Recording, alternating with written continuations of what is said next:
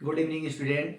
जैसा कि हमने पिछली वीडियो में धातुओं की सक्रियता श्रेणी से अंत किया था, ठीक है। धातुओं की सक्रियता श्रेणी, धातुओं की सक्रियता श्रेणी के लिए मैंने एक ट्रिक बताया था। ट्रिक क्या था, देखिए यहाँ पे है ना। केने का मांग आलू जन फेक पीबी ह, क्या होगा आगे और। ठीक है, ये ट्रिक था। केने का मांग आलू है ना, यहाँ तक था। जन फेक पीबी है यहाँ से, है ना, क्या होगा आगे और। ये सक्रियता श्रेणी है, ठीक है। अब सक्रियता श्रेणी में जो धातुएं ऊपर हैं वो ज्यादा सक्रिय हैं, मजबूत है, स्ट्रांग है ना। और उसके जो नीचे हैं वो उनसे कम सक्रिय हैं, ठीक है। उससे जो नीचे है वो क्या है, कम सक्रिय है। आ रहा समझ में। तो सबसे ज्यादा सक्रिय धातु कौन सी हो गई, पोटेशियम हो गया, ठीक है। उसके बाद से कौन, सोडियम होगा, कैल्शियम होगा, मैग्नीशियम होगा, एल्युमिनियम है ना, जिंक है ना, लोहा। इसी प्रकार से होता है। तो ट्रिक याद करिए, केने का मांग आलू जॉन फेक पीबी ह। केने का मांग आलू जॉन फेक पीबी ह, क्या होगा आगे और। अब देखिए, अगर आप वीडियो के साथ बने हैं तो आपको 100% समझ में आएगा, है ना। अब देखिए, कल हमने संयोजन अभिक्रिया और वियोजन अभिक्रिया पढ़ा था। आज हम पढ़ेंगे विस्थापन अभिक्रिया, ठीक है। और विस्थापन अभिक्रिया क्या होती है इसे देखेंगे, ठीक है। विस्थापन अभिक्रिया, विस्थापन अभिक्रिया किसे कहते हैं, है ना, या विस्थापन अभिक्रिया पढ़ेंगे, है ना। देखिए, विस्थापन अभिक्रिया यहां लिख रहा हूं।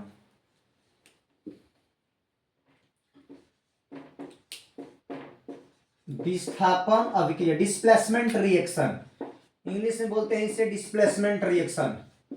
विस्थापन अभिक्रिया, ठीक है। विस्थापन अभिक्रिया क्या होता है भाई। अब विस्थापन अभिक्रिया का में, हाँ, इधर सक्रियता श्रेणी भी लिख देते हैं धातुओं की, है ना। लिख देते हैं यहाँ पर के ने का मांग आलू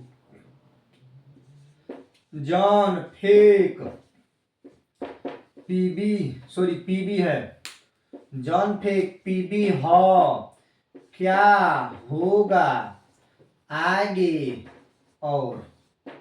ठीक है, केने का मांग आलू, केने का मांग आलू जॉन फेक पीबी ह, क्या होगा आगे और। अब देखिए, विस्थापन अभिक्रिया किसे कहते हैं। देखिए, विस्थापन अभिक्रिया मान लेते हैं हमने यहां से आपका कॉपर का सल्फेट लिया है, ठीक है। कॉपर का सल्फेट, और इस कॉपर, देखो कॉपर यहां पर कहा है, अब कॉपर यहां पर है, ठीक है। कॉपर का सल्फेट लिया, अब कॉपर के ऊपर जो भी है वो कॉपर से ज्यादा सक्रिय होगा। इस श्रेणी में कॉपर से जो ऊपर होगा इस कॉपर से ज्यादा सक्रिय होगा, ठीक है। जब कॉपर से ज्यादा सक्रिय होगा तो ये बताओ, इसमें अगर हम जिंक से अभिक्रिया करा दे, जिंक से, तो ये बताओ जब जिंक से अभिक्रिया करेगा तो ये बताओ कि कॉपर मजबूत है कि जिंक मजबूत है। कॉपर और जिंक में दोनों में कौन मजबूत है बताइए। कॉपर और जिंक में आपका देखो, कॉपर यहां पर है, जिंक इसके ऊपर है, जिंक यहां पर है, तो ये अधिक सक्रिय है, अधिक सक्रिय है ना। ये क्या है, उससे कम सक्रिय है, कम सक्रिय है, ठीक है। बात समझ में आ रहा है। जिंक क्या है, अधिक सक्रिय है, कॉपर क्या है, कम सक्रिय है। तो ये बताओ, जब कॉपर सल्फेट, फिर से देखिए, CuSO4 की रिएक्शन आप Zn से कराएंगे तो Zn ज्यादा मजबूत होगा ना। तो Zn क्या करेगा, इसके सल्फेट से इसको हटा देगा और अपने सेट हो जाएगा यहाँ पर। तो ये बन जाएगा ZnSO4, अब प्लस में क्या हो जाएगा, Cu अलग हो जाएगा, निकल जाएगा बाहर, Cu बाहर निकल जाएगा। जिंक उसको क्या कर देगा, विस्थापित कर देगा। Cu को जिंक क्या कर देगा, विस्थापित कर देगा, ठीक है। तो इसे ही विस्थापन अभिक्रिया कहते हैं। देखो, विस्थापित कर दिया ना कॉपर, देखो कॉपर, जिंक ने इस कॉपर को विस्थापित कर दिया और अपने वहां पर आ गया। यहां देखो, यहाँ पर जिंक आ गया, है ना, कॉपर बाहर चला गया। तो ये एक प्रकार की विस्थापन अभिक्रिया है। तो विस्थापन अभिक्रिया की परिभाषा क्या होगी ये समझ लेते हैं थोड़ा, ठीक है। परिभाषा क्या होता है विस्थापन अभिक्रिया का, कि भाई ऐसी रासायनिक अभिक्रिया, है ना, जिसमें कोई अधिक क्रियाशील तत्व, है ना, ऐसी रासायनिक अभिक्रिया जिसमें कोई अधिक क्रियाशील तत्व, ठीक है, ऐसी रासायनिक अभिक्रिया, ऐसी रासायनिक अभिक्रिया, ऐसी रासायनिक अभिक्रिया जिसमें कोई अधिक क्रियाशील तत्व, अधिक क्रियाशील तत्व, क्रियाशील तत्व तत्व किसी यौगिक में से, किसी यौगिक में से, ठीक है, किसी यौगिक में से अपने से कम क्रियाशील वाले तत्व को, अपने से कम क्रियाशील तत्व को, क्रियाशील तत्व को विस्थापित कर देता है, विस्थापित कर देता है, कर देता है ना, और उसका स्थान स्वयं ले लेता है, स्वयं ले लेता है ना, उसे विस्थापन अभिक्रिया कहते हैं, विस्थापन अभिक्रिया कहते हैं। देख रहे हैं क्या लिखा गया है? ऐसी रासायनिक अभिक्रिया जिसमें कोई अधिक क्रियाशील तत्व, जिसमें कोई अधिक क्रियाशील तत्व है ना, किसी यौगिक में से अपने से कम क्रियाशील तत्व को विस्थापित कर देता है और उसका स्थान स्वयं ले लेता है, उसका स्थान स्वयं ले लेता है, ठीक है। ऐसी देखो यहां पर ऐसी रासायनिक अभिक्रिया, ऐसी रासायनिक अभिक्रिया जिसमें कोई अधिक क्रियाशील तत्व किसी यौगिक में से अपने से कम क्रियाशील तत्व को विस्थापित कर देता है और उसका स्थान स्वयं ले लेता है, उसे क्या कहते हैं? विस्थापन अभिक्रिया कहते हैं। चलिए यहीं से मान लीजिए कि हमने यहां से मान लीजिए कि वही दिखा दीजिए, है ना। उदाहरण में देखिए, उदाहरण में क्या होगा? CuSO4 ले लो, कॉपर का सल्फेट ले लो, कॉपर सल्फेट ले लो। अब इस कॉपर सल्फेट की क्रिया आप लोहा से करवाइए, ठीक है, लोहा या कुछ भी जो इससे ज्यादा सक्रिय हो, तो CuSO4 है ना। अब देखो यहां पर कॉपर है तो कॉपर से मजबूत कुछ ले लो, कॉपर से मजबूत ये भी हो सकता है ना, ये भी कोई भी ले लीजिए, मान लीजिए हमने यही ले लिया, ठीक है, या यही ले लिया, कोई भी लो, तो चलो हमने पहले ये ले लिया पहले स्टेप में। अब इसकी क्रिया आप क्या करवाइए? कॉपर से करवाइए, सॉरी कैल्शियम से करवाइए। जब आप कैल्शियम से करवाएंगे तो ये बताइए कॉपर ज्यादा मजबूत है कि कैल्शियम? ध्यान से देखिए, सक्रियता श्रेणी में, सक्रियता श्रेणी में कॉपर पहले है कि कैल्शियम? तो कैल्शियम पहले है, 3 नंबर पर कैल्शियम है, तो कैल्शियम ज्यादा सक्रिय हो कॉपर से, तो इसको कॉपर को कैल्शियम हटा देगा, ठीक है। देखो हटा रहा है कैसे, हटाकर CaSO4 बना लिया, उसको हटा दिया, ठीक है, और उसको बाहर कर दिया है, आया समझ में? तो एक प्रकार की विस्थापन अभिक्रिया हो गई। ऐसी रासायनिक अभिक्रिया जिसमें कोई अधिक क्रियाशील तत्व किसी यौगिक में से अपने से कम क्रियाशील तत्व को विस्थापित कर देता है और उसका स्थान स्वयं ले लेता है, उसे क्या कहते हैं? विस्थापन अभिक्रिया। जैसे CuSO4 में है ना, CuSO4 से हमने कैल्शियम से क्रिया कराया, तो जब कैल्शियम इससे ज्यादा मजबूत है तो इसे हटाकर इसका स्थान ले लिया, ठीक है। उसी प्रकार से कहो तो उदाहरण देखिए यहाँ पे, दूसरा उदाहरण एग्जाम्पल मान लेते हैं कि आप, चलिए ZnSO4 को ही ले लीजिए, देखिए ZnSO4, ठीक है। अब इससे ऊपर कोई सक्रिय धातु ले लो, इससे ऊपर सक्रिय कौन है? मान लेते हैं कि सोडियम ले लिया हमने, सोडियम, तो सोडियम से क्रिया कराइए।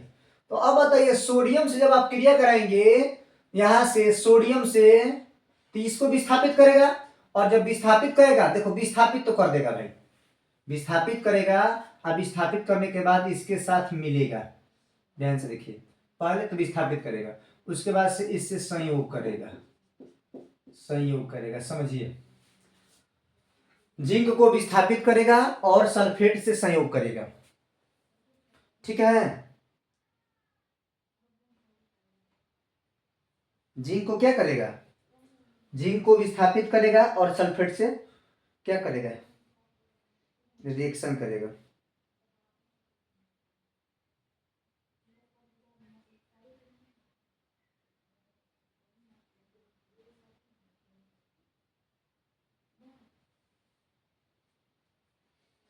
चलिए अब बताइए, हाँ पैसा आइल बा 30 रुपया, 30 गो रुपया आइल बा।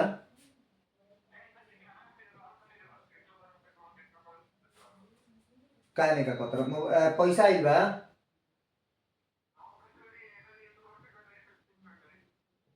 काहे नहीं का कहतर।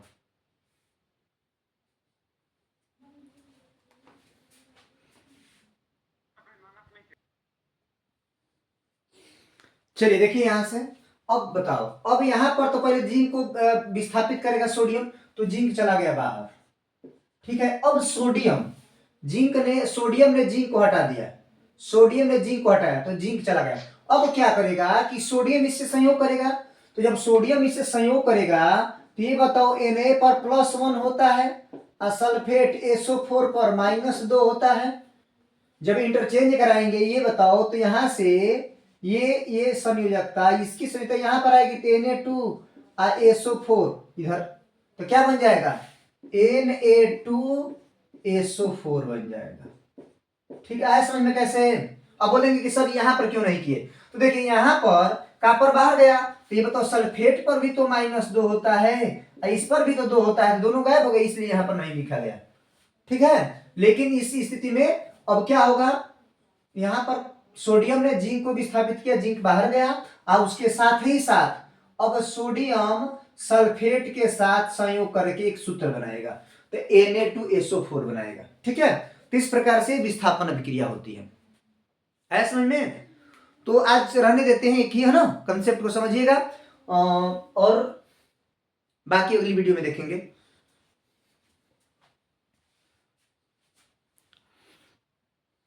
देख लीजिए इसी में ही।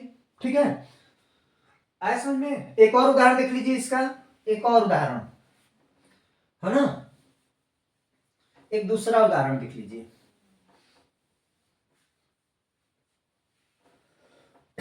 विस्थापन अभिक्रिया का मान लीजिए,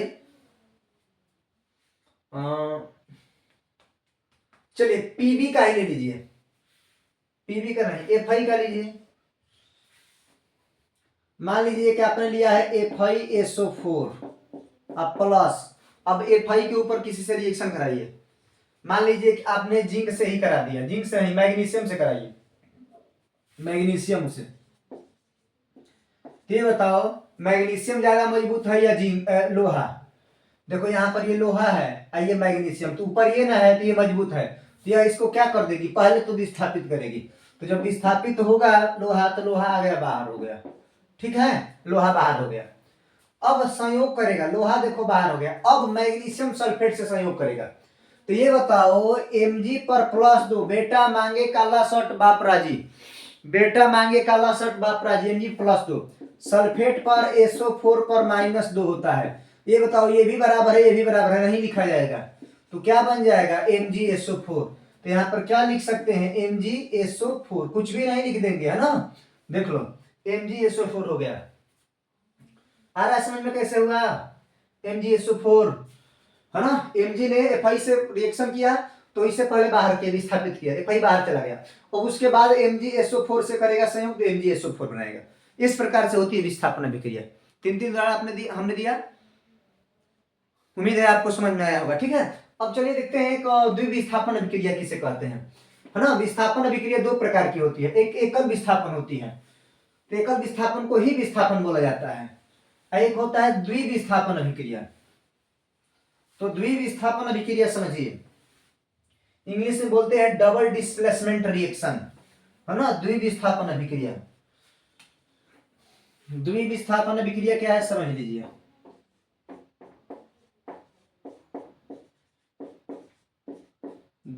द्विविस्थापन अभिक्रिया। और भाई द्विविस्थापन अभिक्रिया होगा कि भाई दो अभिकारक होंगे, जैसे मान लीजिए CuSO4 होगा, है ना, और मान लेते हैं BaCl2 है या कुछ भी होगा, तो इनमें आयनों का आदान प्रदान होगा। आयनों का आदान प्रदान का मतलब कि ये जो Ba का आयन है यहां पर आएगा, है ना, और ये वाला यहां पर जाएगा। ठीक है, दो अभिकारक के बीच में आयन का आदान प्रदान होता है। डबल डिस्प्लेसमेंट रिएक्शन में, द्विविस्थापन अभिक्रिया में दो अभिकारकों के बीच में आयनों का आदान प्रदान होता है। इस प्रकार से एक होगा एक होगा, इसमें बस आयन आपस में एक्सचेंज हो जाएंगे, है ना। आ रहा समझ में? तो क्या बोलेंगे, ऐसी रासायनिक अभिक्रिया ऐसी रासायनिक अभिक्रिया जिसमें दो अभिकारकों के बीच में, है ना, ऐसी रासायनिक अभिक्रिया जिसमें दो अभिकारकों के बीच में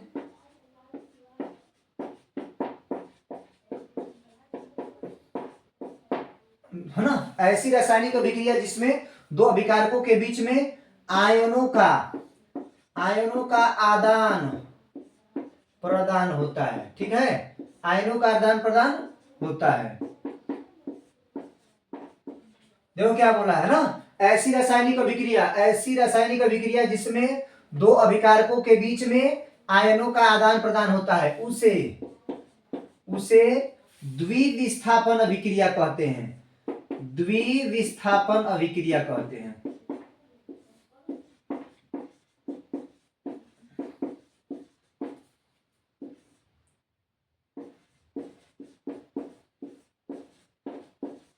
ठीक है, देखो कितना अच्छा परिभाषा है, ऐसी रासायनिक अभिक्रिया, है ना, ऐसी रासायनिक अभिक्रिया जिसमें दो अभिकारकों के बीच में आयनों का आदान प्रदान होता है। क्लियर है बालक? देखिए, ऐसी रासायनिक अभिक्रिया जिसमें दो अभिकारकों के बीच में आयनों का आदान प्रदान होता है, उसे द्विविस्थापन अभिक्रिया कहते हैं, या इसे उभय प्रतिस्थापन भी बोला जाता है बालक। ठीक है, द्विविस्थापन को उभय प्रतिस्थापन भी बोला जाता है। देखिए इसका उदाहरण, है ना, उदाहरण देख लीजिए, दो उदाहरण दे रहे हैं, है ना।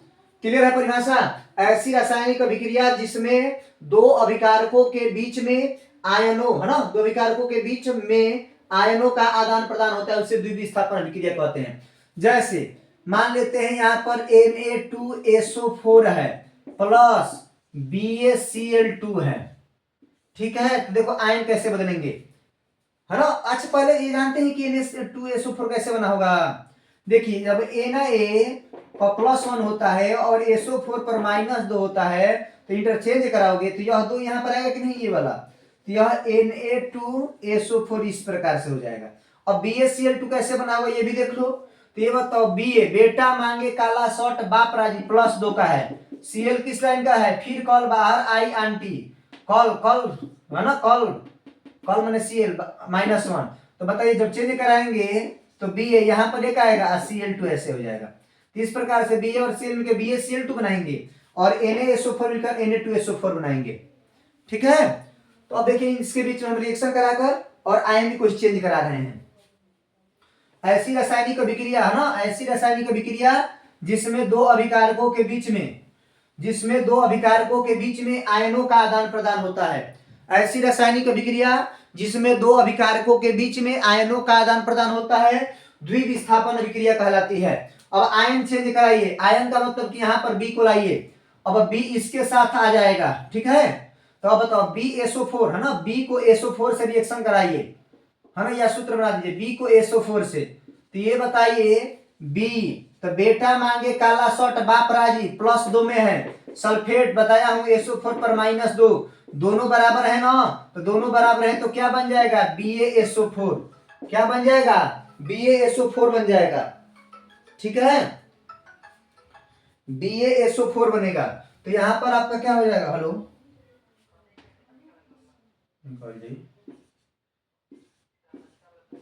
जा निकाल लो।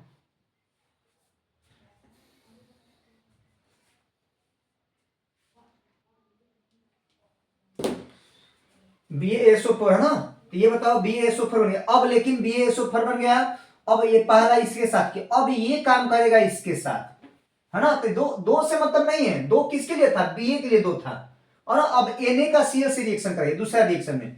अब बताओ Na हमारे लिए ना करो अब से फरियाद, +1 है ना, फिर कॉल बाहर आई एंटी, फिर कॉल बाहर आई एंटी में -1 होगा, है ना। दोनों बनाएंगे तो क्या बनाएगा, NaCl बनाएगा, तो क्या हो जाएगा, यह NaCl हो जाएगा, ठीक है। तो ये विस्थापन अभिक्रिया, द्विविस्थापन अभिक्रिया है। तो ऐसी रासायनिक अभिक्रिया, ऐसी रासायनिक अभिक्रिया जिसमें दो अभिकारकों के बीच में आयनों का आदान प्रदान होता है, ऐसी रासायनिक अभिक्रिया जिसमें दो आयनों के बीच में, सॉरी, दो अभिकारकों के बीच में आयनों का आदान प्रदान होता है, उसे क्या कहते हैं, द्विविस्थापन अभिक्रिया कहते हैं। आया। अब देखो यहां पर संतुलित करने के लिए ये बताओ कितना सोडियम, 2 सोडियम है, इधर कितना सोडियम है, एक ही सोडियम है, तो यहां पर आप 2 लगा देंगे तो ये संतुलित भी हो जाएगा, ठीक है। देखिए संतुलित हो गया, सब क्लियर है, ठीक है, 2 लगा देंगे संतुलित हो जाएगा।